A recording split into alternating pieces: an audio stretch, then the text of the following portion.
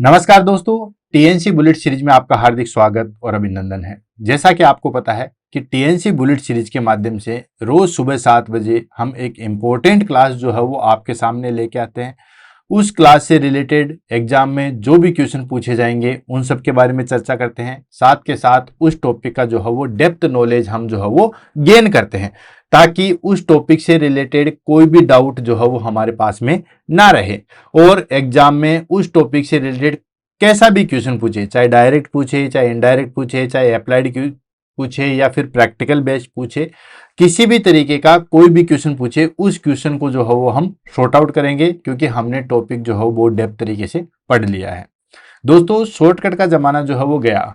जो पहले क्वेश्चन आते थे उसमें हम डायरेक्ट किसी गाइड से या छोटी मोटी गाइड को पढ़ के जो है वो सिलेक्शन ले पाते थे।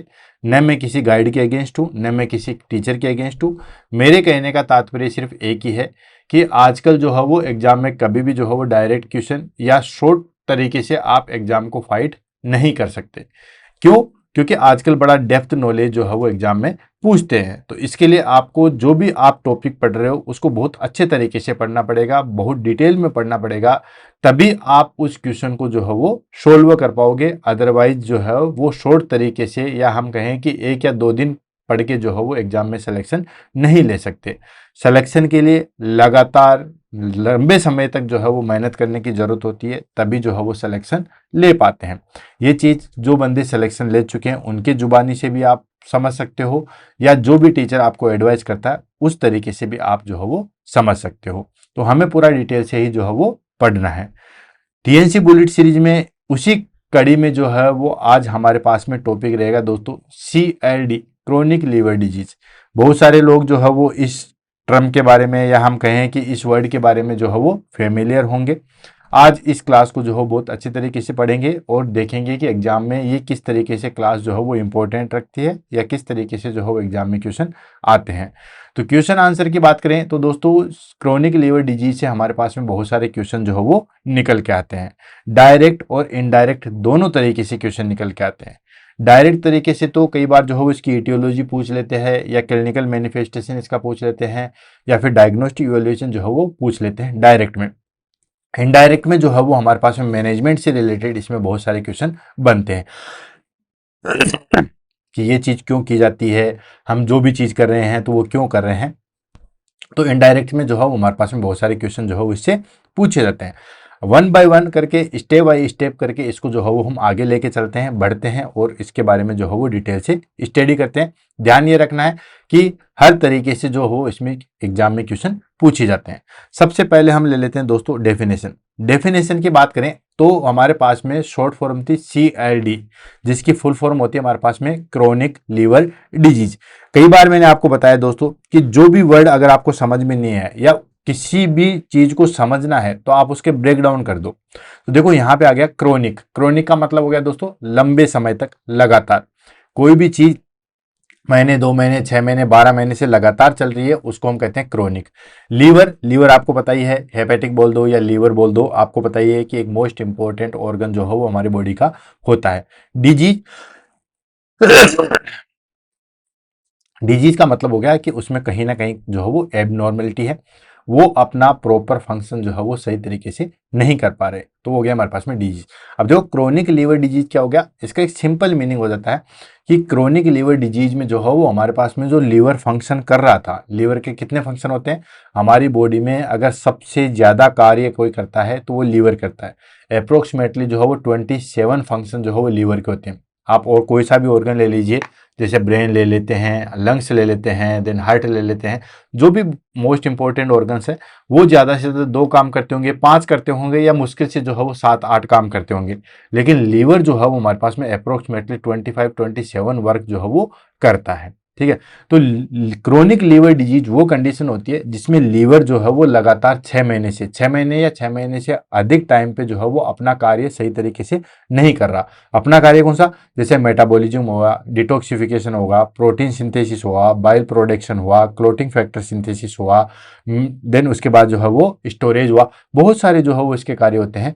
तो वो कार्य जो है वो सही तरीके से नहीं कर पा रहा, 6 महीने या 6 महीने से अधिक लंबे समय तक भी जो है वो अपने कार्य सही तरीके से नहीं कर पा रहा लीवर, उसको हम कहते हैं क्रोनिक लीवर डिजीज।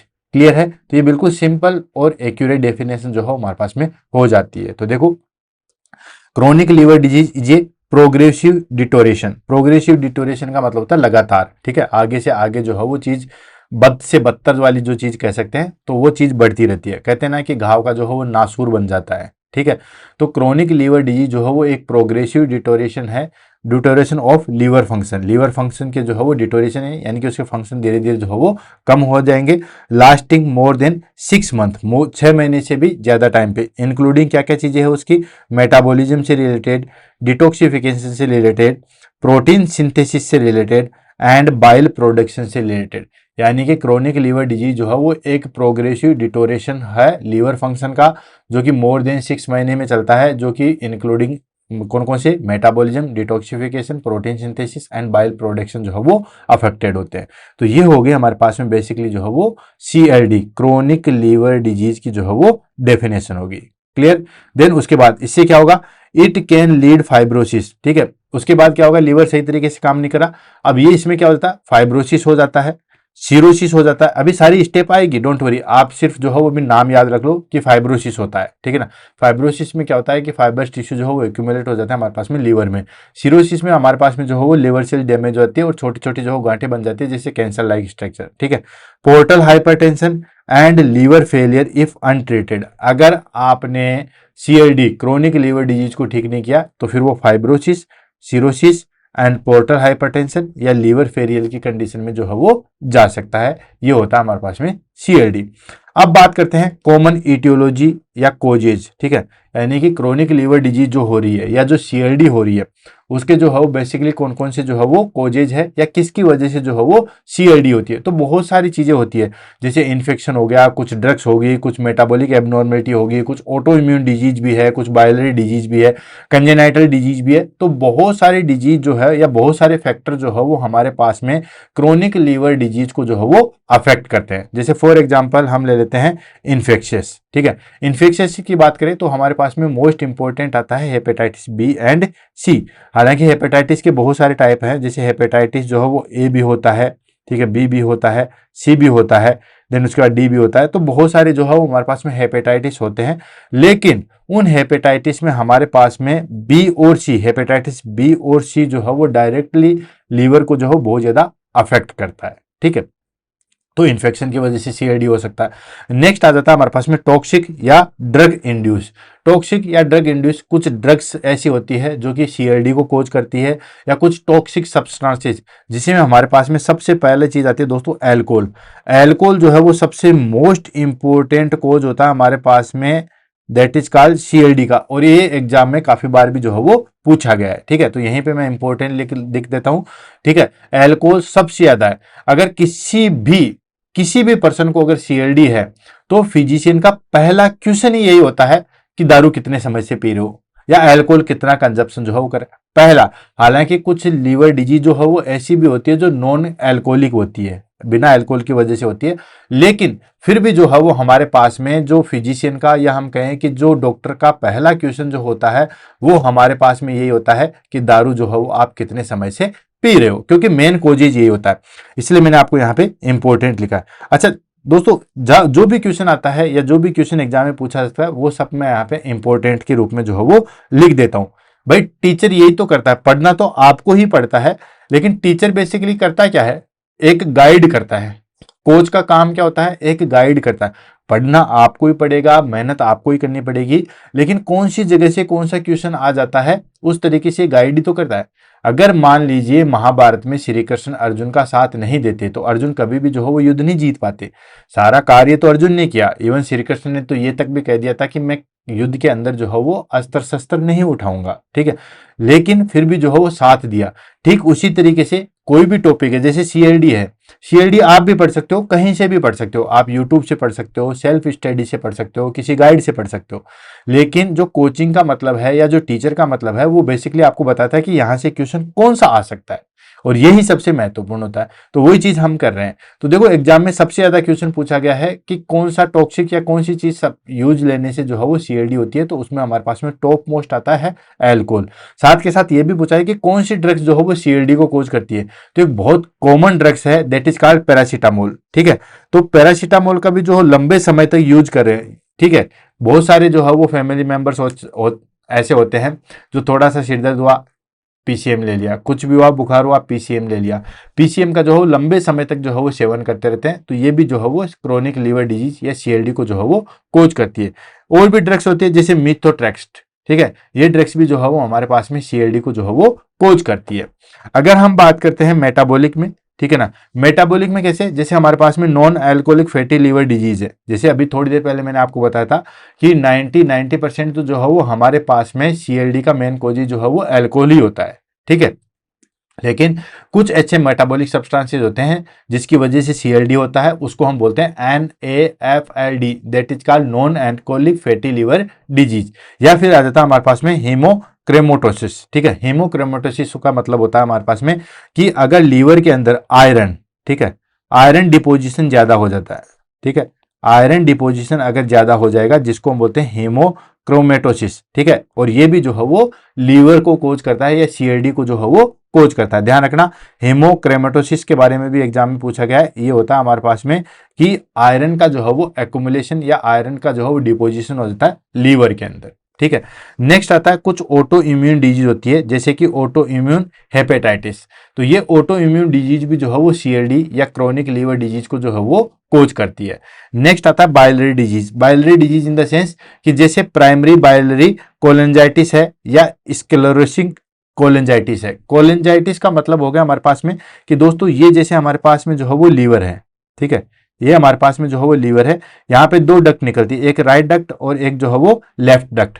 ठीक है, राइट डक्ट यहाँ पे देखिए, ये राइट डक्ट लेफ्ट डक्ट जो है वो आपस में मिलके क्या बनाती है दोस्तों, ये हमारे पास में कॉमन बाइल डक्ट बनाती है। ठीक है, ये कॉमन बाइल डक्ट, अगर इस कॉमन बाइल डक्ट में इन्फ्लामेशन हो जाता है, क्या हो जाता है दोस्तों,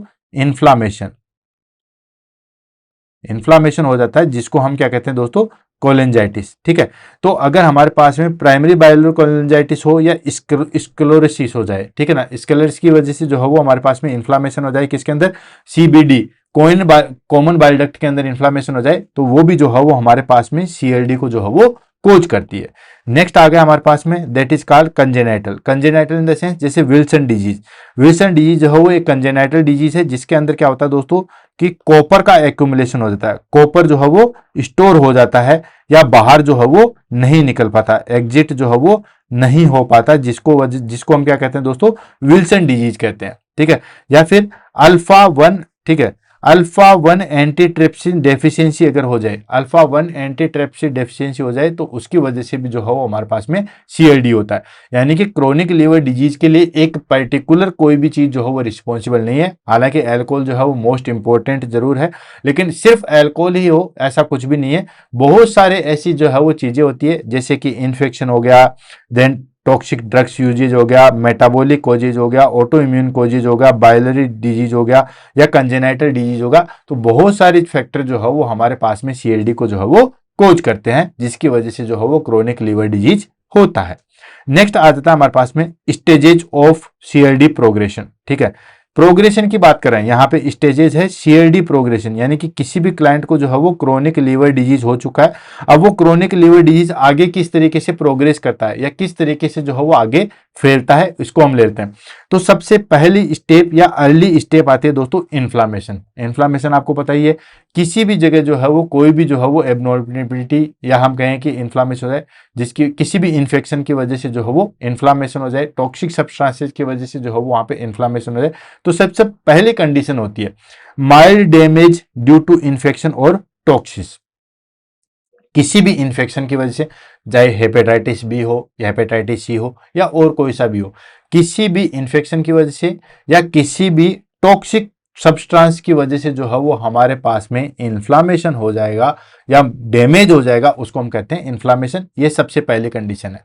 अब अगर इन्फ्लामेशन को ठीक नहीं किया गया तो क्या होगा दोस्तों, सेकंड कंडीशन आती है फाइब्रोसिस, जो कि हमने डेफिनेशन के अंदर ही पढ़ा था। फाइब्रोसिस में क्या होता है दोस्तों, स्कारिंग ऑफ लीवर टिश्यू। जो हमारे पास में लीवर टिश्यूज है वहां पे स्कार बनने लग जाएंगे। ठीक है, स्कार की जो स्टार्टिंग स्टेज है उसको हम कहते हैं फाइब्रोसिस, और वो स्कार अगर हमारे पास में जो है वो और ज्यादा बढ़ जाएंगे, ठीक है, उसको हम कहते हैं दैट इज कॉल्ड सिरोसिस। जैसे फॉर एग्जांपल मैं आपको पूरी डिटेल से समझाऊं, ये हमारे पास में जो है वो लीवर है, ठीक है। अब ये लीवर में कोई भी टॉक्सिन्स या कोई भी इन्फ्लामेशन या तो इन्फेक्शन आया या जो है वो कोई भी टॉक्सिन्स आया, जिसकी वजह से यहाँ पे माइल्ड डैमेज हुआ। क्या हुआ दोस्तों, माइल्ड डैमेज हुआ, थोड़ा सा जो है वो लीवर खराब हुआ, ये होती है इन्फ्लामेशन। इन्फ्लामेशन आप ट्रीट करोगे आसानी से ठीक हो जाएगा। अगर इन्फ्लामेशन को आपने ठीक नहीं किया तो उसके बाद जो है वो इसके अंदर स्कार बन जाएंगे। क्या बन जाएंगे दोस्तों, स्कार बन जाएंगे। अब ये जो स्कार बनने वाली चीज है, स्टार्टिंग वाली चीज है, इसको हम कहते हैं फाइब्रोसिस।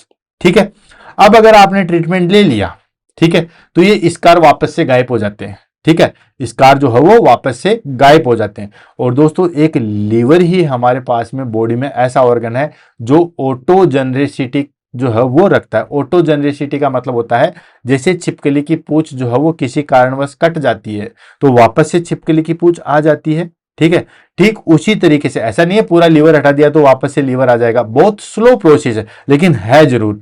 बाकी कोई भी ऑर्गन के अंदर अगर कोई चीज कट गई तो वो उतनी की उतनी कम जरूर हो सकती है, बढ़ेगी नहीं।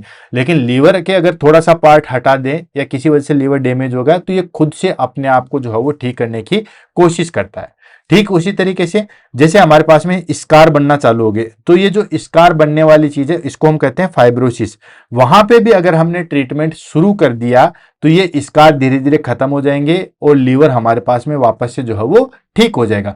लेकिन अगर इसको ठीक नहीं किया गया या ट्रीटमेंट नहीं लिया गया तो ये स्कार जो है वो मोर डेंजर चीजों में बदल जाएंगे, यानी कि ये स्कार जो है वो सीवियर कंडीशन में बदल जाएंगे। ये लो, ये सीवियर कंडीशन, ये जो है वो सीवियर कंडीशन बदल जाएंगे, साथ के साथ इरिवर्सिबल।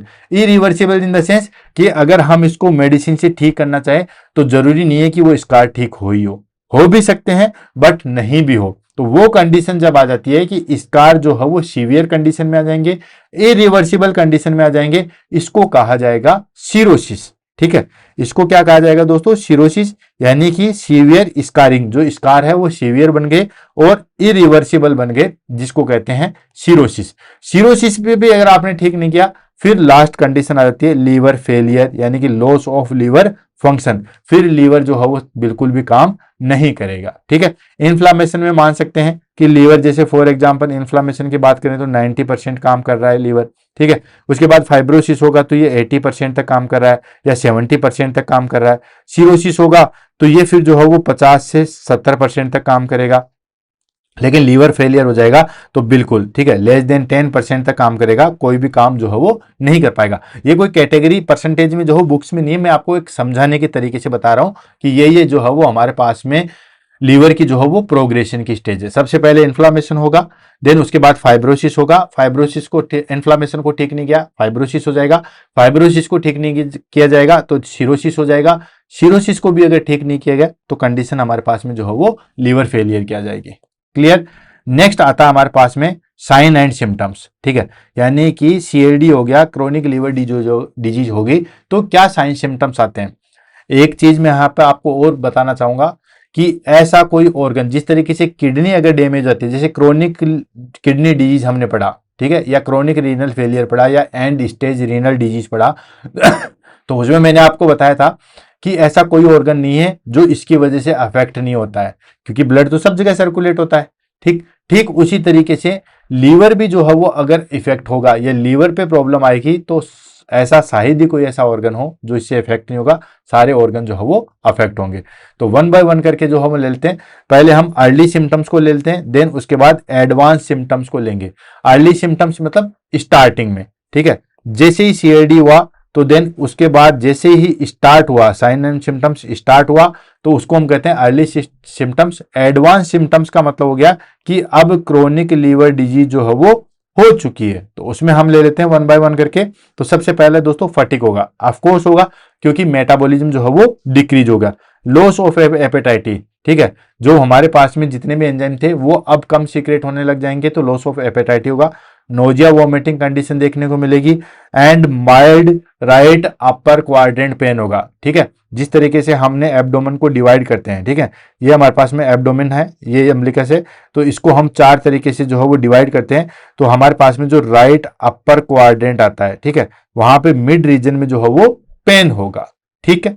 देन उसके बाद क्योंकि लीवर यहीं पे होता है, भाई आपने जो है वो एब्डोमेन के चार हिस्से कर दिए, ठीक है, ये हमारे पास में एब्डोमेन है और ये हमारे पास में अम्बिलिकस है, इसके चार हिस्से कर दिए। तो ये हो गया राइट अपर क्वाड्रेंट, ये हो गया हमारे पास में लेफ्ट अपर क्वाड्रेंट, ये हो जाएगा राइट लोअर क्वाड्रेंट और ये लेफ्ट लोअर क्वाड्रेंट, ठीक है। ये 1 नंबर ले लो, ये 2 नंबर, ये 3 नंबर और ये हमारे पास में 4 नंबर, ठीक है। तो इसमें हमारे पास में कहते हैं तो जो राइट अपर क्वाड्रेंट होता है उसमें पेन होता है, क्योंकि यहीं पे जो है वो लीवर सेचुरेटेड होता है। नेक्स्ट आ गया वेट लॉस होगा, ऑफ कोर्स वेट लॉस होगा धीरे धीरे, क्योंकि आगे मेटाबॉलिज्म सही तरीके से नहीं हो पा रहा। ईचिंग होगी, जिसको हम कहते हैं प्यूरेटिस, ठीक है। ईचिंग क्यों होगी दोस्तों, क्योंकि जितने भी हमारे पास में वेस्ट प्रोडक्ट है, जितने भी हमारे पास में वेस्ट प्रोडक्ट है, लाइक जैसे ब्लड, यूरिया, नाइट्रोजन, ठीक है, तो ये या फिर यूरिक एसिड, अगर जितने भी हमारे पास में वेस्ट प्रोडक्ट है वो अगर हमारे ब्लड में इंक्रीज हो जाएंगे तो फिर हमारी स्किन पे जो है वो खुजली चलने लग जाएगी, जिसको हम कहते हैं ईचिंग या प्रोटाइटिस। उसके बाद क्या होगा दोस्तों, डार्क यूरिन या पेल स्टूल देखने को मिलेगा। डार्क यूरिन क्योंकि वहां पे जो है वो हमारे पास में जो है वो जितने भी वेस्ट प्रोडक्ट है वो सही तरीके से नहीं हो पा रहे, और पेल स्टूल क्योंकि बिलीरुबिन का जो है वो अब इनडायरेक्ट से डायरेक्ट में जो है बदलने वाला सिस्टम खत्म हो चुका है। तो ये तो हमारे पास में जो है वो अर्ली सिम्टम्स। नेक्स्ट आ जाता है हमारे पास में एडवांस सिम्टम्स, यानी कि सीएलडी जो है वो आगे धीरे धीरे प्रोग्रेस कर रहा है, ठीक है, और आगे अपना असर दिखा रहा है, तो फिर एडवांस सिम्टम्स देखने को मिलेगा। उसमें सबसे पहली चीज आती है दोस्तों असाइटिस। असाइटिस क्या होता है दोस्तों, फ्लूइड इन एब्डोमेन, यानी कि पेट के अंदर जो है वो पानी भर जाता है। पेट के अंदर पानी भरने का मतलब है फ्लूइड जो है वो एग्जैक्ट कहां पे होता है दोस्तों, पेरिटोनियल कैविटी के अंदर। पेरिटोनियल कैविटी के अंदर जो है वो हमारे पास में फ्लूइड जो है वो एक्यूमुलेशन हो जाएगा, जिसको हम क्या कहते हैं दोस्तों, असाइटिस कहते हैं। सेकंड आ जाएगा हमारे पास में जॉइंडिस, यानी कि येलोइश स्किन हो जाएगी। ऑफ कोर्स जॉइंडिस क्यों होगा दोस्तों, कि जो हमारे पास में हेपेटोसेलुलर सेल है, क्या है दोस्तों, हेपेटोसेलुलर सेल्स है, जो कहां प्रेजेंट होती है, लीवर के अंदर, वो अब अनकॉन्जुकेटेड बिलीरुबिन को, अनकॉन्जुकेटेड बिलीरुबिन को कॉन्जुकेटेड में जो है वो नहीं बदल पाती है, जिसकी वजह से जो बिलीरुबिन है वो बॉडी में इंक्रीज हो जाएगा और स्किन जो है वो येलोइश हो जाएगी, जिसको हम क्या कहते हैं, जॉइंडिस। अगर और डिटेल से पढ़ना है तो ये जॉइंडिस मैंने अलग से जो है वो बुलेट सीरीज के अंदर 1 घंटे का टॉपिक करवा रखा है। ऐसे ही अगर असाइटिस के बारे में पढ़ना है तो असाइटिस के बारे में भी मैंने 1 घंटे का टॉपिक अलग से जो है वो लिया है। देन उसके बाद एडिमा हो जाएगा। ऑफ कोर्स एडिमा हो जाएगा क्योंकि हमारे पास में जो प्रोटीन है, प्लाज्मा प्रोटीन कौन कौन सी होती है, प्लाज्मा प्रोटीन हमारे पास में एल्बुमिन, ग्लोबुलिन और फाइब्रिनोजन होती है। तो जो हमारे पास में एल्बुमिन है, ठीक है, जो सबसे ज्यादा प्रेजेंट होने वाली है, एल्बुमिन प्रोटीन जो है वो डिक्रीज हो जाएगी, और ये एल्बुमिन प्रोटीन जो है वो डिक्रीज हो जाएगी, तो जिसकी वजह से क्या होता है दोस्तों, एडिमा होता है। एडिमा की भी मैंने क्लास अलग से जो है वो ली हुई है। नेक्स्ट आता है हमारे पास में वेरिसेल ब्लीडिंग। वेरिसेल ब्लीडिंग मतलब जिसको कहते हैं इसोफेजियल वेरिसेज। जैसे हमारे पास में ये इसोफेगस है और ये जो है वो हमारे पास में स्टोमक है, अभी आगे आएगा, सारी चीजें आएगी, ठीक है। तो यहाँ पे क्या होता है कि लीवर से जो हमारे पास में वेनस आता है, ठीक है, ये हमारे पास में जो है वो लीवर है, लीवर से जो भी वेनस आता है फ्लूइड, वो यहाँ पे भी जो है वो अटैच होता है। तो बहुत सारी ब्लड सप्लाई जो है वो इसोफेगस के लोअर पार्ट में होती है, ठीक है। तो अगर लीवर में प्रॉब्लम आएगी तो यहाँ से जो है वो ब्लीडिंग चालू हो जाएगा, जिसको हम बोलते हैं इसोफेजियल वर्सिस, ठीक है। तो यहाँ पे जो है वो ब्लीडिंग चालू हो जाएगी। नेक्स्ट हेपेटिक एनसेफेलोपैथी, ठीक है, हेपेटिक एनसेफेलोपैथी जिसमें कंफ्यूजन एंड कोमा आता है। तो देखो पहली चीज आ गई हमारे पास में एनसेफेलोपैथी। कंडीशन क्या है यहाँ पे, वर्ड क्या है, एनसेफेलोपैथी। एनसेफेलोपैथी क्या होता है, एनसेफेलन का मतलब क्या होता है दोस्तों, ब्रेन, ठीक है। एनसेफेलन का मतलब हो गया ब्रेन, जो ब्रेन सेल्स है या ब्रेन टिश्यू है उसको हम एनसेफेल बोलते हैं। और पैथी का मतलब क्या हो गया दोस्तों, पैथी का मतलब हो गया हमारे पास में डिजीज, कोई भी जो है वो डिजीज है या कोई भी जो है वो प्रॉब्लम है जिसको हम क्या कहते हैं दोस्तों, पैथी कहते हैं। अब एनसेफेलोपैथी लीवर की वजह से कैसे हो रही है, बहुत सोचने वाली चीज है भाई, आपने एनसेफेलोपैथी पढ़ा होगा, ठीक है। तो एनसेफेलोपैथी जो है वो नॉर्मल होती है, कोई भी ब्रेन के अंदर इन्फ्लामेशन हुआ, इन्फेक्शन हुआ, उसको हम एनसेफेलोपैथी कहते हैं। लेकिन हेपेटिक एनसेफेलोपैथी क्या चीज है, तो यहाँ पे बहुत अच्छी टर्म्स है। एनसेफेलोपैथी भी मैं एक अलग से क्लास लूंगा जिसमें हम पढ़ेंगे। हेपेटिक एनसेफेलोपैथी होता है कि जब हमारे पास में लीवर सही तरीके से काम नहीं करता, जब लीवर सही तरीके से काम नहीं कर रहा है, तो ये जो हमारे पास में जो अमोनिया होती है, जो कि सीवियर वेस्ट प्रोडक्ट के रूप में होती है, ये अमोनिया को जो है वो यूरिया में कन्वर्ट करके बॉडी से बाहर निकालता है। अब हमारे पास में चूंकि लीवर सही तरीके से काम नहीं कर रहा, तो ये अमोनिया हमारी बॉडी से बाहर नहीं जा पाएगी, और ये अमोनिया बॉडी से बाहर नहीं जा पाएगी तो ये सीधा हमारे पास में जो ब्लड ब्रेन बैरियर है, BBB, ब्लड ब्रेन बैरियर को जो है वो क्रॉस कर जाएगी और सीधा कहां चले जाएगी दोस्तों, ब्रेन में चली जाएगी। उसकी वजह से कंफ्यूजन, कोमा, मेमोरी लॉस, ये सारी चीजें होती है। इस कंडीशन को हम कहते हैं हेपेटिक एनसेफेलोपैथी। तो एक तो होता है नॉर्मल एनसेफेलोपैथी जो कि डायरेक्ट ब्रेन में जो है वो इन्फ्लामेशन कोज करवाती है, उसको हम कहते हैं एनसेफेलोपैथी। और जो लीवर की वजह से हमारे पास में जो है वो ब्रेन टिश्यू का डैमेज होता है, उसको हम कहते हैं हेपेटिक एनसेफेलोपैथी। नेक्स्ट आ गया दोस्तों, मसल्स वेस्टिंग होगा एंड स्पाइडर एंजियोग्राम या पाल्मर एरिथमा होगा, ठीक है। स्पाइडर एंजियो मास का मतलब क्या हो गया कि जो हमारे पास में छोटी छोटी वेन्स होती है, ठीक है, तो मकड़ी की जाली जैसी वेन हो जाएगी, ठीक है, यानी कि वो वेन जो है वो इस तरीके से आपको दिखाई देगी। चलो मैं ब्लू कलर से ही ले लेता हूं, ठीक है। ये जो हमारे पास में वेन है, ये जो वेन है वो इस तरीके से स्पाइडर यानी कि जैसे मकड़ी का जाला है उस तरीके से जो है वो हमें दिखाई देने लग जाएगी, जिसको हम बोलते हैं स्पाइडर एंजियोमास। और पाल्मर एरिथमा, पाल्मर एरिथमा का मतलब हो गया यहाँ पे जो है वो छोटे छोटे ब्लड स्पॉट्स दिखाई देंगे। आपको पता है सोल एंड ये पामर, यहाँ पे जो है वो कोई ब्लड सप्लाई का जो है वो ज्यादा दिखता नहीं है, लेकिन यहाँ पे छोटे छोटे जो है वो रेड रेड दाने हो जाएंगे, यानी कि बिल्कुल रेड रेड दाने जो है वो हमारे पास में हो जाएंगे, जिसको बोलते हैं पाल्मर एरिथमा। ये कुछ हमारे पास में साइन सिम्टम्स है जो कि CID के कंडीशन में हमें देखने को मिलते हैं। नेक्स्ट आ जाता है हमारे पास में डायग्नोस्टिक इवैल्यूएशन, ठीक है। कैसे पता लगाएंगे कि क्लाइंट को जो है वो क्रोनिक लीवर डिजीज है, तो डायग्नोस्टिक इवैल्यूएशन बहुत अच्छा है। हम सारे टेस्ट कर लेंगे, ब्लड टेस्ट भी करेंगे, देन उसके बाद जो है सीरोलॉजिकल टेस्ट भी करेंगे, देन इमेजिंग भी करेंगे, ये सारे करेंगे, फिर हम पता लगाएंगे कि इसको जो है वो क्रोनिक लीवर डिजीज है या नहीं है। तो ब्लड टेस्ट में हम सबसे पहले करते हैं LFT, जिसको हम कहते हैं लीवर फंक्शन टेस्ट। तो दोस्तों लीवर फंक्शन टेस्ट करेंगे तो उसमें आपको पता ही है कि मेन जो है वो हमारे पास में आ जाता है एलाइन ट्रांसमिरेज और एस्पिरेट ट्रांसमिरेज, जैसे ALT और AST, एलाइन ट्रांसमिनेज और एस्पिरेट ट्रांसमिनेज, ये दोनों जो है वो बढ़े हुए मिलेंगे, और यही इंपॉर्टेंट जो है हमारे पास में टेस्ट जो है वो हो जाता है, ठीक है। ALT AST ये दोनों चीज बढ़ी हुई है, इन द सेंस कहीं ना कहीं जो है वो लीवर में प्रॉब्लम है, ठीक है। तो ALT AST ये दोनों जो है वो इंक्रीज मिलेंगे। इंक्रीज बिलीरुबिन जो है वो इंक्रीज मिलेगा। क्यों मिलेगा? क्योंकि लीवर जो है वो अब उस बिलीरुबिन को जो है बॉडी से बाहर निकालने में असक्षम है। हालांकि लीवर डायरेक्ट नहीं निकालता, इसके लिए मैंने जॉइंटिस में बहुत अच्छा डिटेल से आपको बताया था कि जो अनकॉन्जुगेटेड बिलीरुबिन होता है जो कि वाटर में घुल नहीं सकता, उसको कॉन्जुगेटेड में बदलने का काम कौन करता है? लीवर करता है। अब कॉन्जुगेटेड बिलीरुबिन जब बदल जाएगा, कॉन्जुगेटेड बिलीरुबिन में बदल जाएगा, तो फिर वहां से जो है वो उसको आसानी से बॉडी से बाहर निकाला जा सकता है। तो बिलीरुबिन जो है वो इंक्रीज मिलेगा। नेक्स्ट एल्कलन फॉस्फेट जो है वो इंक्रीज मिलेगा। एल्बुमिन जो है वो डिक्रीज मिलेगा, और इसी एल्बुमिन डिक्रीज की वजह से जो है वो हमारी बॉडी में क्या होता है दोस्तों? एडिमा होता है। क्यों? क्योंकि ये एल्बुमिन बेसिकली क्या करती है दोस्तों? जो ऑनकोटिक प्रेशर है, ठीक है, ये जो हमारे पास में ऑनकोटिक प्रेशर है उसको मेंटेन करने का जो है वो कार्य करती है। तो ऑनकोटिक प्रेशर अब मेंटेन नहीं होगा तो बॉडी में जो है वो एडिमा होगा, स्वेलिंग होगी। ऑलरेडी मैंने एडिमा की क्लास भी जो है वो बुलेट सीरीज में ली हुई है। भाई बुलेट सीरीज आज से नहीं है, 1 जनवरी से चल रही है, और अब तक हमने मोर देन 185 से ऊपर की क्लासें हमने ले चुके हैं। तो सोचो 185 टॉपिक तो हमने कंप्लीट किए हैं, ठीक है। नेक्स्ट आ जाता है इंक्रीज PTINR, यानी कि कोगुलेशन डिफेक्ट होता है। International normalisation ratio INR, international normalisation ratio, PT होता है हमारे पास में प्रोथ्रोम्बिन टाइम। तो प्रोथ्रोम्बिन टाइम और इंटरनेशनल नॉर्मलाइजेशन रेशियो दोनों जो है वो इंक्रीज हो जाते हैं। नेक्स्ट आ जाता है हमारे पास में सीरोलॉजिकली टेस्ट कौन कौन से करेंगे। ठीक है, ये तो था हमारे पास में ब्लड टेस्ट, उसमें हमारे पास में लीवर फंक्शन टेस्ट करते हैं जिसमें ये एंजाइम जो है वो हम चेक करते हैं। एल्बुमिन डिक्रीज मिलेगा, बाकी एएलटी एएसटी इंक्रीज मिलेगा, बिलिरुबिन इंक्रीज मिलेगा, एल्कोहल फॉस्फेट इंक्रीज मिलेगा, पीटीआईएनआर जो है वो इंक्रीज मिलेगा। नेक्स्ट आ जाता है हमारे पास में सीरोलॉजिकल टेस्ट। सीरोलॉजिकल टेस्ट में हम करते हैं बेसिकली दोस्तों hepatitis B and C marker करते हैं। आपने देखा होगा कि एच बी एस एजी करते हैं, देन उसके बाद एच बी एस ए भी करते हैं। ठीक है, तो ये बहुत सारी चीज़ें जो है वो हम यहाँ पे टेस्ट करते हैं। तो ये हेपेटाइटिस बी और हेपेटाइटिस सी मार्कर जो है वो किया जाता है कि कहीं कोई इन्फ्लामेशन तो नहीं है।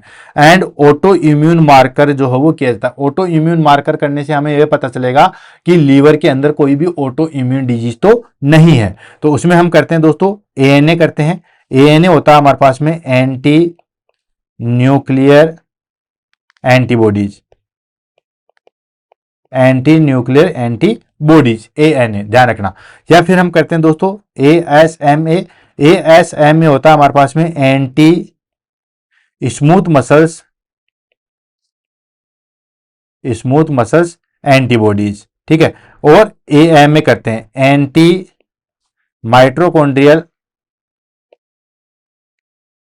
Mitochondrial antibodies. ठीक है, तो ये बेसिकली जो है वो टेस्ट किया जाता है और पता लगाया जाता है कि लीवर के अंदर कोई भी जो है वो ऑटो इम्यून डिजीज तो नहीं है। ANA anti nuclear antibodies, ASMA anti smooth muscles antibodies, AMA anti mitochondrial antibody जो है वो हम चेक करते हैं, पता लगाते हैं कि कोई भी जो है वो ऑटो इम्यून डिजीज तो नहीं है। ठीक है, तो ये सीरोलॉजिकल टेस्ट जो है वो करते हैं। उसके बाद क्या करते हैं दोस्तों इमेजिंग। इमेजिंग में मतलब हम क्या क्या करते हैं, सबसे पहले आ गया हमारे पास में यूएसजी अल्ट्रासाउंड एब्डोमेन। ठीक है, अल्ट्रासाउंड कराएंगे, अल्ट्रासाउंड से पता लगाएंगे कि कोई सिरोसिस या कोई एबनॉर्मलिटी या कोई टिश्यू डिफॉर्मिटी ये सारी चीजें तो नहीं है। देन उसके बाद आता है दोस्तों हमारे पास में फाइब्रो स्कैन। ठीक है, आजकल बहुत अच्छी चीज है फाइब्रो स्कैन, इसमें हम लीवर की स्टिफनेस को जानते हैं। फाइब्रो स्कैन जस्ट जैसे हम यूएसजी करते हैं, ठीक है ना, यूएसजी वैसे करते हैं, वैसे हमारे पास में जस्ट यहाँ पे जो है वो ये नॉन इन्वेजिव टेस्ट है। ठीक है, ये हमारे पास में नॉन इन्वेजिव है। बहुत सारे बच्चे जो है वो फाइब्रो स्कैन का नाम सुनते ही जो है वो इन्वेजिव में चले जाते हैं। ये नॉन इन्वेजिव टेस्ट है, जैसे यूएसजी की प्रोब जो लगाते हैं वही लीवर की प्रोब जो है वो यहाँ पे लगाते हैं एंड फाइंड आउट करते हैं कि किसी भी प्रकार की कोई दिक्कत तो नहीं है। ठीक है, नेक्स्ट हम करते हैं दोस्तों सीटी एमआरआई। सीटी एमआरआई में हम डिटेक्ट करते हैं सिरोसिस को या फिर एचसीसी को। ठीक है, यानी कि क्रोनिक हमारे पास में कंडीशन तो नहीं है लीवर की, वो सारी चीजें। नेक्स्ट आ जाता है हमारे पास में लीवर बायोप्सी। लीवर बायोप्सी जो है वो गोल्ड स्टैंडर्ड टेस्ट होता है to assess fibrosis and inflammation का। ध्यान रखना, काफी बार जो है वो एग्जाम में भी पूछा गया है कि लीवर सिरोसिस या लीवर फाइब्रोसिस का जो है वो मोस्ट इंपॉर्टेंट या गोल्ड स्टैंडर्ड टेस्ट कौन सा होता है, तो वो होता है दोस्तों लीवर बायोप्सी। लीवर बायोप्सी आपको बताइए दोस्तों, एक ओनली दी लीवर बायोप्सी की टॉपिक की क्लास भी हमने बुलेट सीरीज के अंदर ली हुई है। ठीक है, तो दोस्तों यहाँ पे आप देख सकते हो, उसमें हम क्या करते हैं, एक छोटी सी नीडल या हम कहें कि जिसको FNAC के नाम से भी जानते हैं। ठीक है, FNAC fine needle aspiration cytology, fine needle aspiration cytology. ठीक है, इसमें हम क्या करते हैं, एक छोटी सी नीडल जो है वो यहाँ पे डालते हैं। डालने के बाद जो है लीवर से छोटा सा टिश्यू लेते हैं। जैसे ये मान लो ये हमारे पास में जो है वो नीडल है, तो वो नीडल सीधा लीवर जो है वो वहां तक डाली जाती है। डालने के बाद वहां पे जो है वो एक दो बार अंदर बाहर करते हैं, देन वो टिश्यू जो है वो हमारे पास में उस नीडल के अंदर आ जाते हैं। ठीक है, और उन टिश्यू की जो है वो हम स्टडी करते हैं, जिसको हम क्या कहते हैं दोस्तों, लीवर बायोप्सी। और ये गोल्ड स्टैंडर्ड टेस्ट होता है लीवर सिरोसिस, लीवर फाइब्रोसिस का, इन्फ्लामेशन का। नेक्स्ट आ जाता है हमारे पास में कॉम्प्लिकेशन। ये थे हमारे पास में कुछ टेस्ट जिससे हमें पता लग सकता है कि क्लाइंट को जो है वो क्रोनिक लीवर डिजीज है या नहीं है, या सीएलडी है या नहीं है। पहले एलएफटी लीवर फंक्शन टेस्ट करते हैं, जिसमें एलटीएल, बिलिरुबिन, एल्कलाइन फॉस्फेट ये सारी चीज़ चेक करते हैं। उसके बाद हम सीरोलॉजिकल टेस्ट करते हैं, जिसमें हम hepatitis B and C marker करते हैं। साथ के साथ ऑटो इम्यून मार्कर का टेस्ट भी जो है वो किया जाता है। उसके बाद हम इमेजिंग करते हैं। इमेजिंग के टेस्ट के अंदर हम यूएसजी करते हैं, फाइब्रो स्कैन करते हैं एंड सीटी एमआरआई करते हैं। और लास्ट आ गया हमारे पास में लीवर बायोप्सी। लीवर बायोप्सी में हम छोटा सा पार्ट जो है वो लेके स्टडी करते हैं, और ये लीवर बायोप्सी जो है वो हमारे पास में गोल्ड स्टैंडर्ड टेस्ट होता है फाइब्रोसिस एंड इन्फ्लामेशन का। नेक्स्ट आ जाता है हमारे पास में कॉम्प्लिकेशन। सीएलडी के कौन कौन से कॉम्प्लिकेशन। तो दोस्तों अगर क्रोनिक लीवर डिजीज को ठीक नहीं किया गया तो क्या क्या हो सकता है। तो सबसे पहली चीज होती है हमारे पास में दैट इज कॉल्ड सिरोसिस। अभी जस्ट हमने थोड़ी देर पहले देखा था कि पहले इन्फ्लामेशन होगा, देन उसके बाद जो है वो फाइब्रोसिस होगा। अगर वहां तक ठीक नहीं किया गया तो फिर कंडीशन आ जाती है सिरोसिस। सिरोसिस कंडीशन में जो है वो हमारे पास में इरेगुलर चेंजेस हो जाते हैं लीवर के अंदर। इरेगुलर का मतलब होता है कि वहां हमारे पास में लीवर के अंदर जो है वो स्कार बनने चालू हो गए थे। ठीक है, स्कार जो बन रहे थे, अब वो स्कार जो है वो ठीक हो भी सकते हैं या इरिवर्सिबल जो है वो कंडीशन भी आ सकती है। तो ये कंडीशन हो सकती है सिरोसिस की। Next portal hypertension. Portal hypertension जो है वो हमारे पास में होता है। तो दोस्तों हाइपरटेंशन, जब हाइपरटेंशन के हमने क्लास ली हुई है, हाइपरटेंशन में भी हमने देखा था एक होता है हमारे पास में सिस्टेमिक हाइपरटेंशन, एक होता है हमारे पास में पल्मोनरी हाइपरटेंशन, एक होता है हमारे पास में पोर्टल हाइपरटेंशन। पोर्टल हाइपरटेंशन हमारे पास में जो पोर्टल वेन होती है वो सीधा जो है वो हेपेटिक डक्ट में जाके ओपन होकर ये सारी चीज होती है। तो वहां पे हमारे पास में अगर लीवर सही तरीके से काम नहीं कर रहा, अब ये जो हमारे पास में लीवर के अंदर से जो है वो सर्कुलेशन होता है, अब लीवर की सेल्स सही तरीके से काम नहीं कर रही है तो वहां पे हमारे पास में जो पोर्टल वेन है, क्या है दोस्तों, जो पोर्टल वेन है उसके अंदर प्रेशर जो है वो इंक्रीज हो जाता है। पोर्टल वेन के अंदर प्रेशर जो है वो इंक्रीज हो जाता है, जिसको हम क्या कहते हैं दोस्तों, पोर्टल हाइपरटेंशन के नाम से जानते हैं। नेक्स्ट इसोफेजियल या गैस्ट्रिक वर्सेज। इसोफेजियल या गैस्ट्रिक वर्सेज मैंने आपको बताया था दोस्तों कि जैसे हमारे पास में ये जो है वो हमारे पास में स्टोमक है, ये हमारे पास में स्टोमक है और यहाँ पे जो है वो हमारे पास में बहुत सारी ब्लड वेसल्स का जो है वो गुच्छा होता है। जब लीवर के अंदर प्रॉब्लम आती है तो ये जो ब्लड वेसल्स है वहां पे जो है वो ब्लीडिंग चालू हो जाती है। ठीक है, और ये ब्लीडिंग चालू होने की वजह से जिसको हम क्या कहते हैं, इसोफेजियल या गैस्ट्रिक वर्सेज कहते हैं। नेक्स्ट हो गया हमारे पास में स्प्लेनोमेगेली। स्प्लेनोमेगेली हो गया हमारे पास में इनलार्ज साइज ऑफ स्प्लीन, यानी कि स्प्लीन की जो है वो साइज इंक्रीज हो जाती है। स्प्लीन की साइज जो है वो हमारे पास में इंक्रीज हो जाएगी, जिसको हम कहते हैं स्प्लेनोमेगेली। और अगर सीएलडी को ठीक नहीं किया तो एसाइटिस हो सकता है। एसाइटिस हमने ऑलरेडी जो है वो डिस्कस कर चुके हैं। एसाइटिस होता है हमारे पास में कि जो पेरिटोनियल कैविटी होती है, जो हमारे पास में पेरिटोनियल कैविटी होती है, इसके अंदर जो है वो हमारे पास में फ्लूइड जो है वो भर जाता है, फ्लूइड जो है वो इकट्ठा हो जाता है, जिसको हम क्या कहते हैं, एसाइटिस कहते हैं।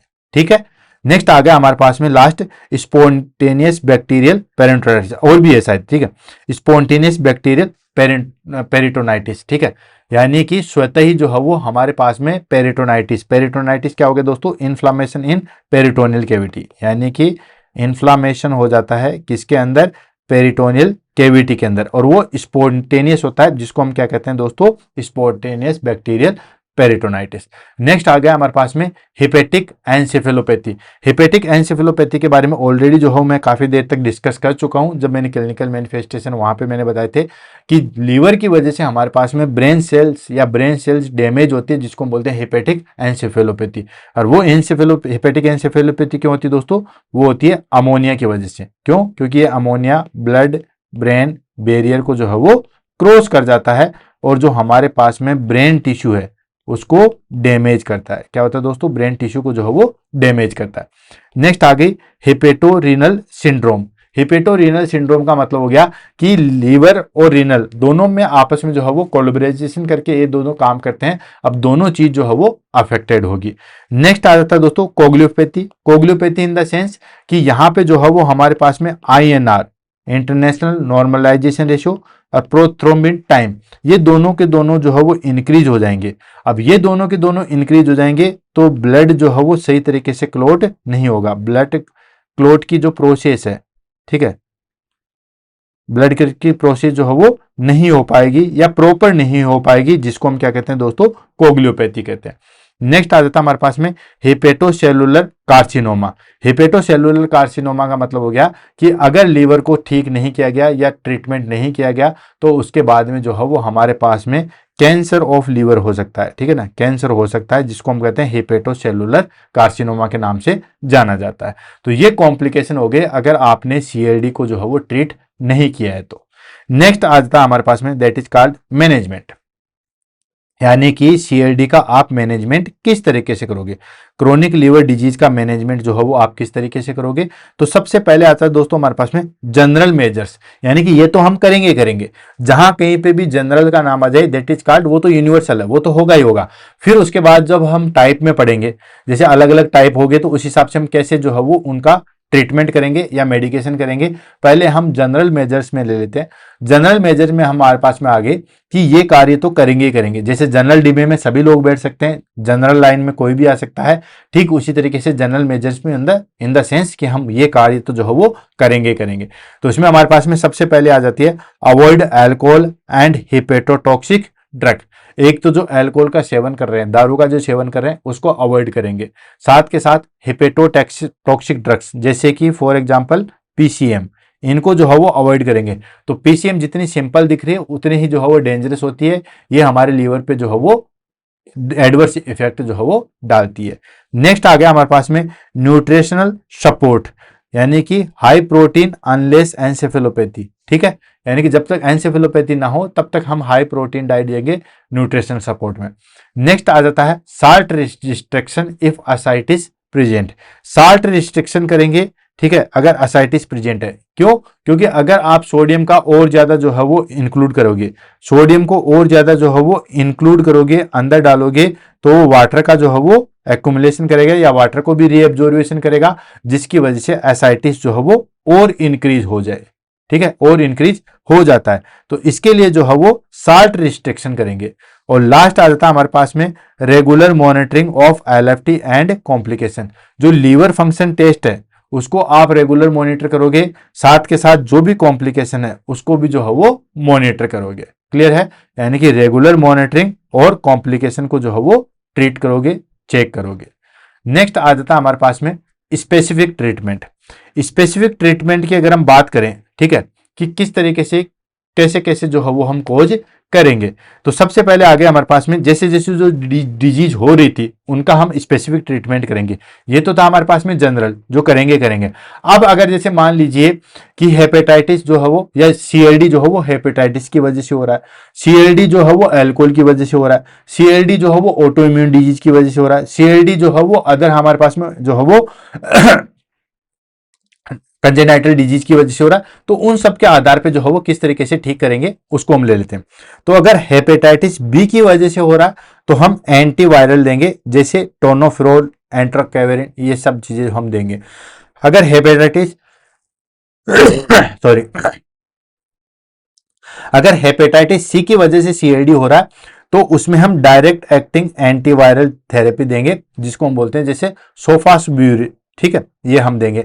देन अगर अल्कोहलिक लीवर डिजीज है, क्या होता है, अल्कोहल की वजह से जो है वो हमारे पास में सीएलडी हो रहा है या क्रोनिक लीवर डिजीज हो रहा है, तो उसमें हम क्या करेंगे, स्टॉप अल्कोहल, अल्कोहल को स्टॉप करेंगे। और आपको पता है फिर उसके बाद जो है वो थायमीन सप्लीमेंट देंगे, ठीक है। जो भी क्लाइंट अल्कोहलिक लीवर डिजीज से सफर करा उसमें हम जो है वो थायमीन सप्लीमेंट देंगे। नेक्स्ट आ जाता है हमारे पास में NAFLD, NAFLD होता है हमारे पास में non alcoholic fatty liver disease, ठीक है। ऑलरेडी हमने जो है वो NAFLD की फुल फॉर्म पहले देखी, non alcoholic fatty liver disease, ठीक है। तो अगर बिना अल्कोहल की वजह से जो है वो हमारे पास में सीएलडी हो रहा है, वैसे तो 90% जो है वो सीएलडी किसकी वजह से होता है, अल्कोहल की वजह से हो रहा है, लेकिन अगर अल्कोहल के बिना हमारे पास में सीएलडी हो रहा है तो हम क्या करेंगे, तो दोस्तों उसमें हम वेट लॉस करेंगे, डायबिटिक कंट्रोल करेंगे और लाइफ स्टाइल चेंजेस करेंगे, एक्सरसाइज को जो है वो इंक्लूड करेंगे। अगर ऑटो इम्यून हेपेटाइटिस है, यानी कि लीवर के अंदर इन्फ्लामेशन हो रहा है ऑटो इम्यून के कारण, तो उसमें हम क्या देंगे दोस्तों, तो हम उसमें जो है वो स्टेरॉइड्स देंगे प्लस एजाथियोपिरिन जो है वो इंक्लूड करेंगे। और अगर विल्सन डिजीज है, विल्सन डिजीज का हो गया हमारे पास में कि कॉपर का जो है वो एक्युमुलेशन हो रहा था, तो उसमें हम क्या कर देंगे दोस्तों, चिलेटिंग एजेंट देंगे, जैसे कि पेनिसिलेमाइन जो है वो देंगे, ये कॉपर को जो है बाहर निकालने में हेल्प करता है। तो ये स्पेसिफिक ट्रीटमेंट है। Specific treatment in the sense कि पर्टिकुलर किसकी वजह से जो है वो हमारे पास में सीएलडी या हम कहें क्रोनिक लीवर डिजीज हो रहे, उस हिसाब से जनरल मैनेजमेंट में हम सब पे करेंगे, चाहे कोई सा भी जो है वो हमारे पास में या किसी भी वजह से जो है वो सीएलडी हो। नेक्स्ट आ जाता है हमारे पास में दोस्तों मैनेजमेंट ऑफ कॉम्प्लिकेशन, ठीक है, यानी कि मैनेजमेंट करेंगे और उस जो कॉम्प्लिकेशन थे, ठीक है, ये तो था सीएलडी के मैनेजमेंट, समझो ध्यान से, ये तो था क्रोनिक लीवर डिजीज के मैनेजमेंट, क्रोनिक लीवर डिजीज उसके मैनेजमेंट थे, जिसको मैंने जनरल मेजर्स और स्पेसिफिक मेजर में डिवाइड किया था। जनरल में हम चाहे किसी भी कारणवश जो है वो सीएलडी हुआ है, ये हम कार्य करेंगे। स्पेसिफिक में हो गया कि किसकी वजह से जो है वो सीएलडी हो रहा है, उन सबको हम यहाँ पे इंक्लूड करेंगे। नेक्स्ट आ जाता है मैनेजमेंट ऑफ कॉम्प्लिकेशन। अभी थोड़ी देर पहले आपने देखा था कि कॉम्प्लिकेशंस हो जाते हैं, कौन कौन से, असाइटिस हो गया, देन सिरोसिस हो गया, देन उसके बाद जो है वो हेपेटिक एंसेफेलोपैथी हो गया, ठीक है, उसकी वजह से कैंसरस हो गया। तो ये सारी चीजें जो होगी, अब कॉम्प्लिकेशन जो हो गए उनका मैनेजमेंट किस तरीके से करोगे, ठीक है, चलो कॉम्प्लिकेशन हो गए तो उन कॉम्प्लिकेशन का मैनेजमेंट किस तरीके से करोगे। तो असाइटिस हमारे पास में एक कॉम्प्लिकेशन था, आपको पता ही है। असाइटिस में क्या था हमारे पास में कि फ्लूइड का जो है वो एक्यूमुलेशन हो जाता है। कहां पे हो जाता है दोस्तों, पेरिटोनियल कैविटी में। तो अगर मैं शॉर्ट फॉर्म में लिखूं तो ये हो गया हमारे पास में फ्लूइड एक्यूमुलेशन इन पेरिटोनियल कैविटी, पेरिटोनियल कैविटी, ठीक है, पेरिटोनियल कैविटी के अंदर जो हो फूड का एक्यूमुलेशन हो जाएगा। तो इसके अंदर हम क्या करेंगे, साल्ट रिस्ट्रिक्शन करेंगे। थोड़ी देर पहले मैंने बताया था साल्ट रिस्ट्रिक्शन क्यों करेंगे, क्योंकि ये सोडियम क्या करता है दोस्तों, वाटर का जो है वो रीएब्जॉर्वेशन करता है, वाटर का जो है वो रीएब्जॉर्वेशन करेगा, ठीक है, और वाटर का रीएब्जॉर्वेशन करेगा तो आपको पता ही है दोस्तों कि और फ्लूइड बढ़ेगा और असाइटिस की कंडीशन और आ सकती है। देन उसके बाद डायूरेटिक यूज करेंगे। डायूरेटिक कौन सी यूज करेंगे, स्पेरेलेक्टोन यूज करेंगे और फ्रूसामाइड यूज करेंगे, ठीक है, ये दो प्रकार के जो है वो हम डायूरेटिक यूज करेंगे। एंड लार्ज वॉल्यूम पैरासिंथेसिस, पैरासिंथेसिस की क्लास भी मैंने ऑलरेडी जो है वो ले रखी है, या असाइटिस की ऑलरेडी मैंने क्लास ले रखी है। इसमें हम क्या करते हैं कि जो पेरिटोनियल कैविटी में जो एक्सेसिव फ्लूइड भरा हुआ है, उस फ्लूइड को हम जो है वो बाहर निकालते हैं, जिसको हम बोलते हैं पैरासिंथेसिस, ठीक है। तो ये भी ध्यान रखना, अगर लार्ज वॉल्यूम हो गया है तो हम पैरासिंथेसिस, या कहते हैं ना कि पेट का पानी निकाल रहे हैं, तो पेरिटोनियल कैविटी से जो एक्सेसिव फ्लूइड है उसको बाहर निकालना, that is called पैरासिंथेसिस।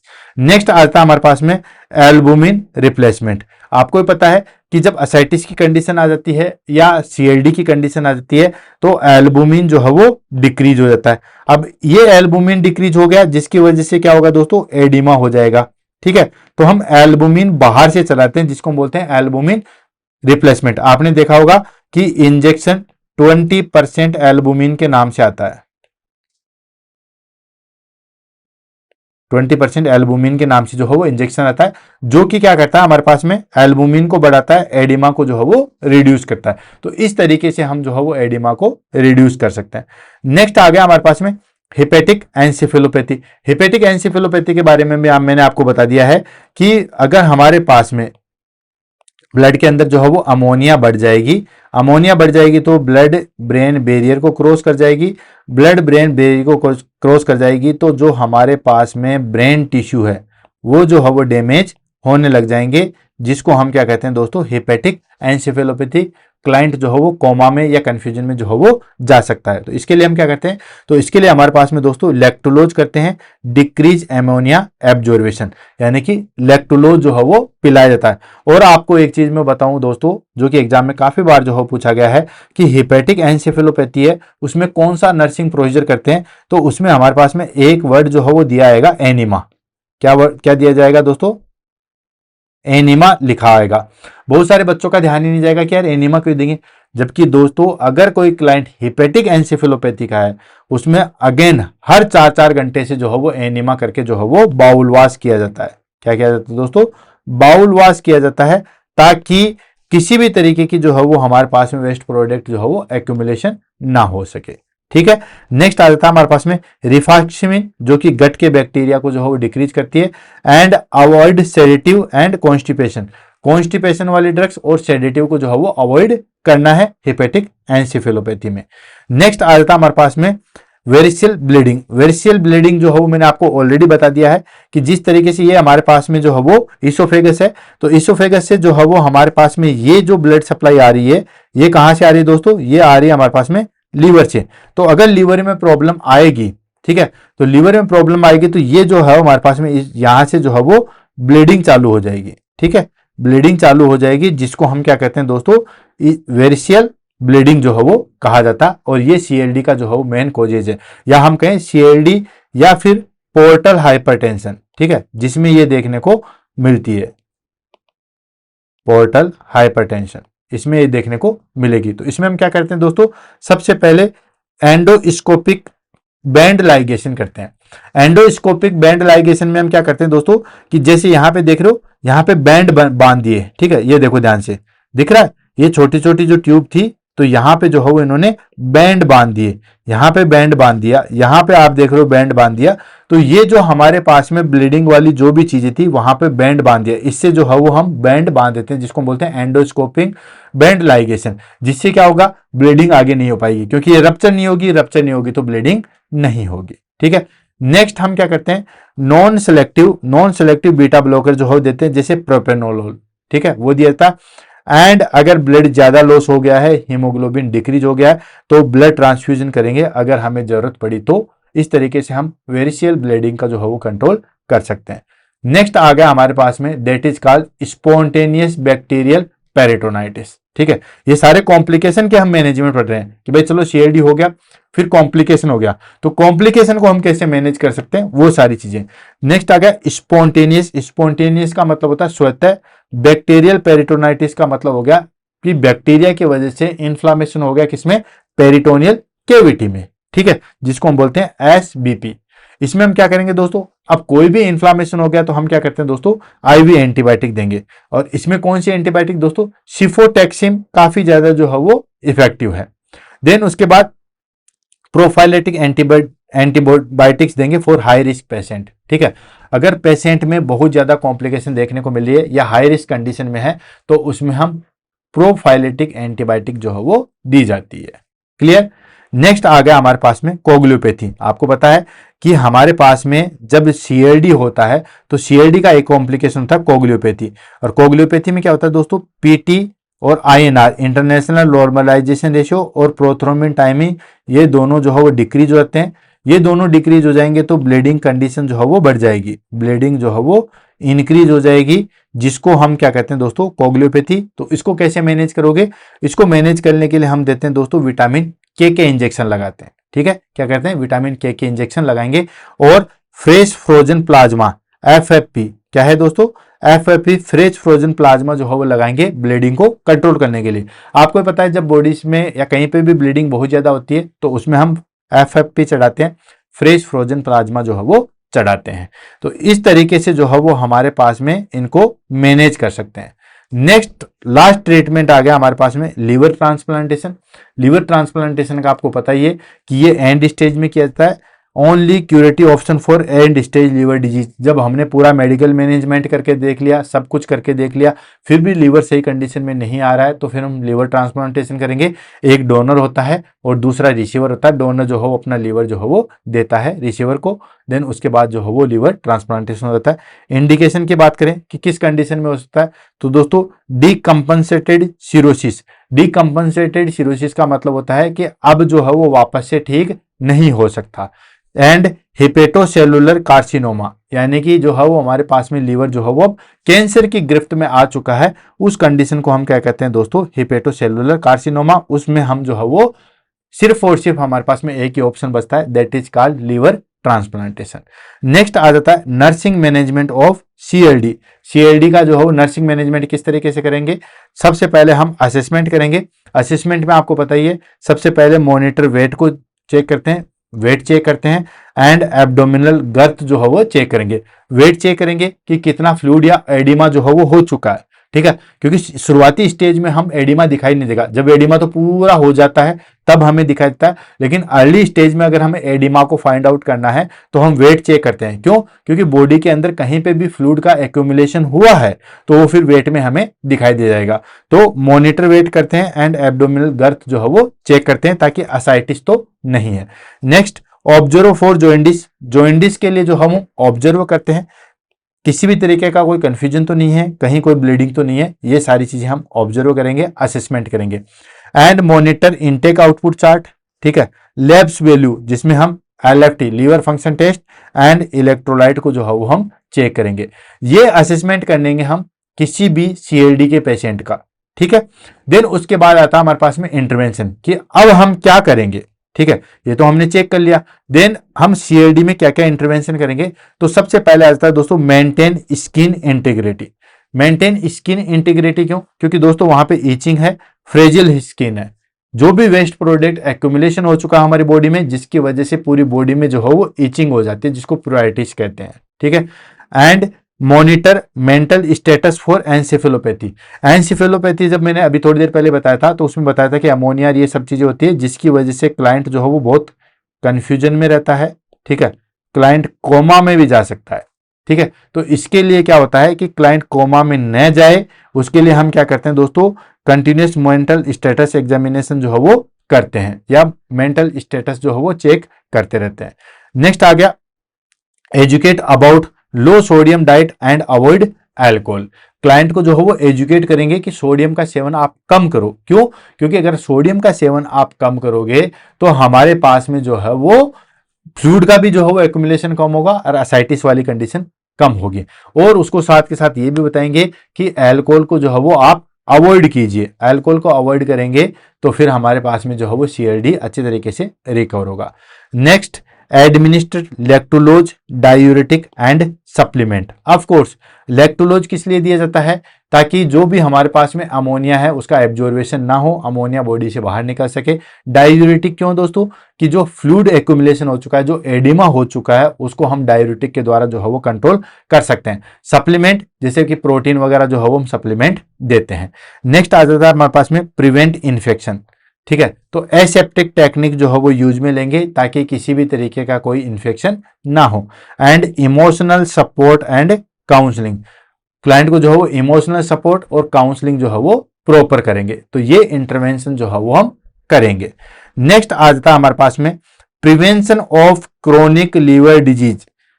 सीएलडी chronic liver disease से हम कैसे बचा जा सकता है, कैसे हम प्रिवेंट हो सकते हैं?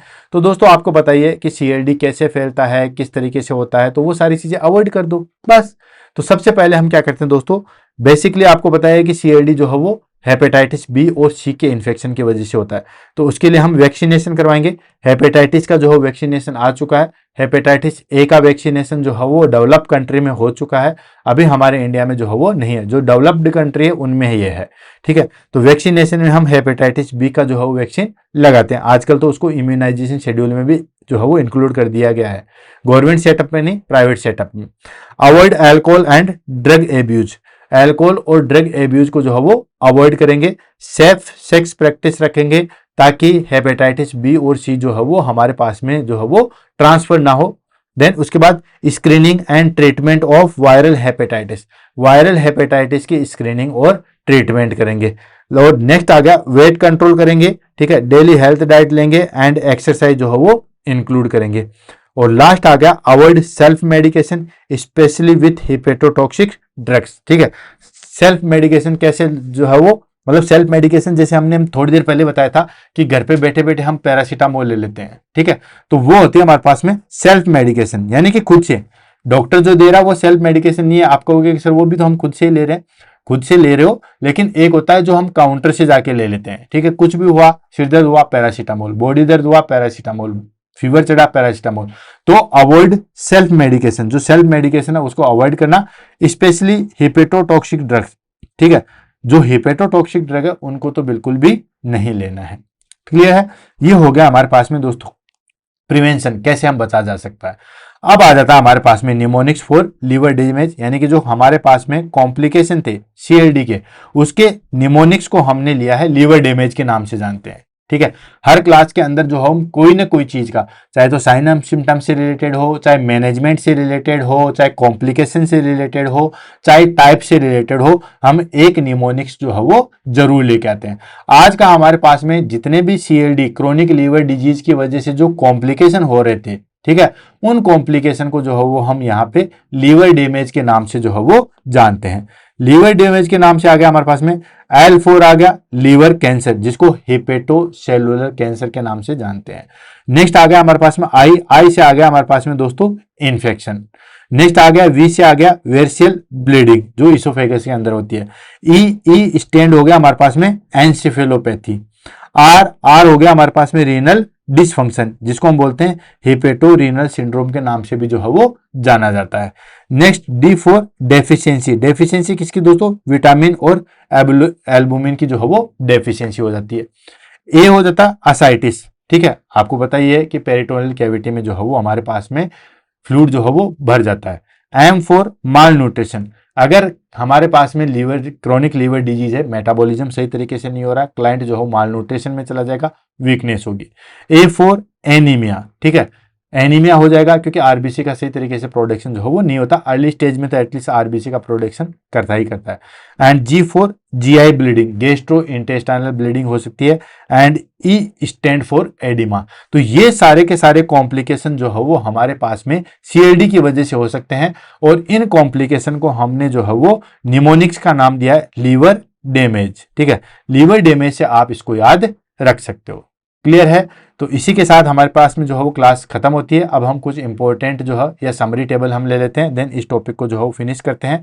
सबसे पहले हमने बात की थी दोस्तों CLD, chronic liver disease. Chronic liver disease क्या था कि लीवर फंक्शन जो है वो प्रॉपर सही तरीके से काम नहीं करें, एटलीस्ट मोर देन 6 मंथ से ज़्यादा के टाइम पे जो है लीवर अपना सही काम नहीं कर रहा, जैसे मेटाबॉलिज्म का हुआ, एब्जॉर्प्शन का हुआ, ये सारी चीज़ें सही तरीके से नहीं करा, उसको हम क्या कहते हैं दोस्तों? सीएलडी कहते हैं।